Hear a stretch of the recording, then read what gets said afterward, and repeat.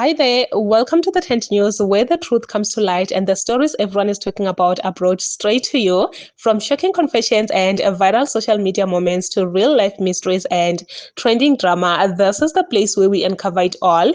Now, please watch this video first, and I will be back with the rest of my commentary. Phakela umthakathi sakubona mfowethu sakubona mfoka ndabandaba wona ongabona wabona zinjinga kuphela ngiyakubingelela mfowethu ubingelela ngomntwana ngwasendlunkulu ngokuzalwa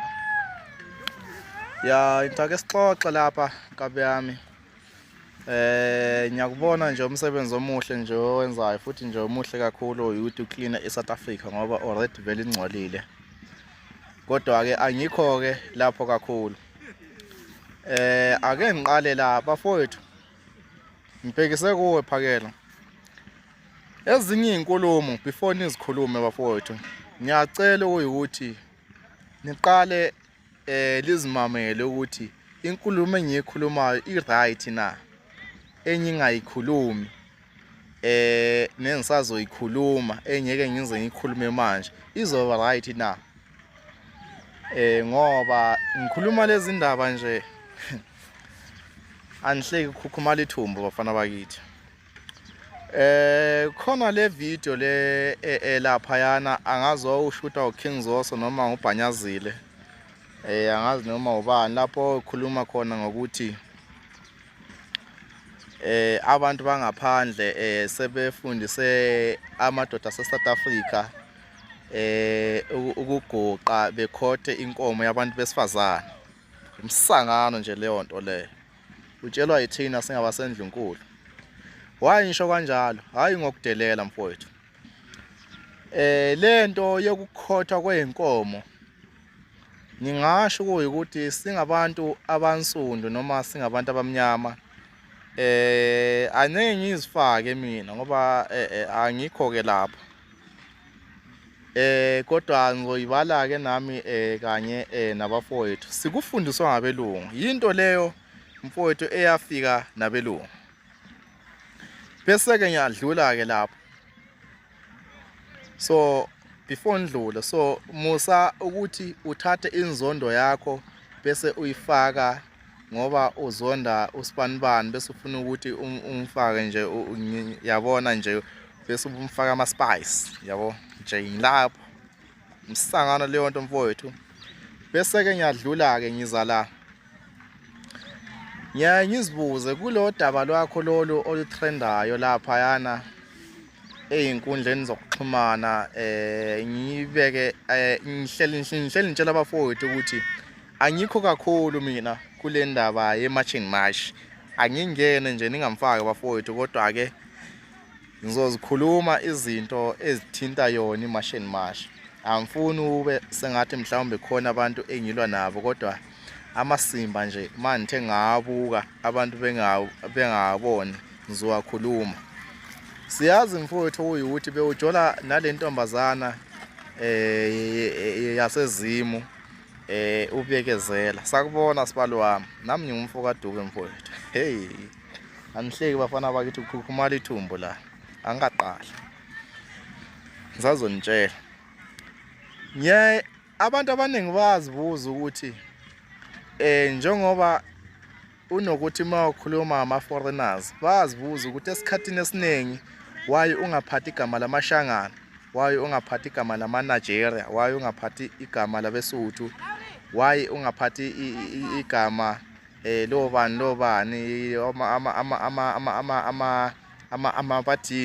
amapathini amatopiya kodwa unokuphatha kakhulu igama lamaZimbabwe uyabona ngoba mfowethu njengoba ubhekene nami njengamanje ubhekene nensizwa la ngqo ubhekene nensizwa impela lapha mfowethu ezokutshela nje amaqiniso esihambe sathola mfowethu singaba sendlunkulu ukuthi kwenzakalani siyazi ukuthi wena sesitholile ukuthi unyanya amaZimbabweni ngoba lentombazana owawutshola nayo ubekezela Dube siyazi ukuthi najola le ntombazane wayithengela imoto mawuqeda wayithengela indlu kuthe makusenjalo kunengi nje ngeke ngikubale ke lokho okunye okusesayidini uyabona ngeke ngikubale ngoba ngiyazi ukuthi izwe lizohleka okuyukuthi kwenzakalani uyabona ngiyazi ukuthi izwe lizohleka so amfuni ukuthi izwe lihleke si serious lapha nje ngempela so kwaba kanjalo so uthe le ntombazane uma kusenjalo kusemnandi kulezo zinto owamenzela zona noma nginyeke ngize ngiyibala ukuthi yini nani okunye kodwa okunye yilokho engibali lokubili ukuthi wayithengele imoto mawuthi namanga usho nokuthi wayithengele indlu mawuthi namanga usho okay ngiyabonga ke lapho so lento yaqala lapho le ntombazana ithe mayiqeda yakudampa wena manje uzoveza istatement ukuthi wena ngeke ube nomfazi waseZimbabwe futhi ngeke uzushada eZimbabwe kodwa wake waba nayo intombi eZimbabwe umuntu onengqondo akangizwe kahle ukuthi ngithini wayisho kanjalo ngeke ube nentombi eZimbabwe futhi ngeke ube nomfazi eZimbabwe kodwa wake waba nentombi yini ireason nesizathu esenza ukuthi uthi ngeke ube nentombi eZimbabwe ngoba wake waba nayo umbhedo lo uzimamele uma uthi mfowethu khona lo njengo labe enibaphuzayo lo butshwala bamanajikela bafuthi buyekeni bafowethu ngiyanicela mina ngingumntwana ngasendlunkulu ayikabi phakela iyekeni leyo nto bafowethu so kwasuka lapho ukuthi wena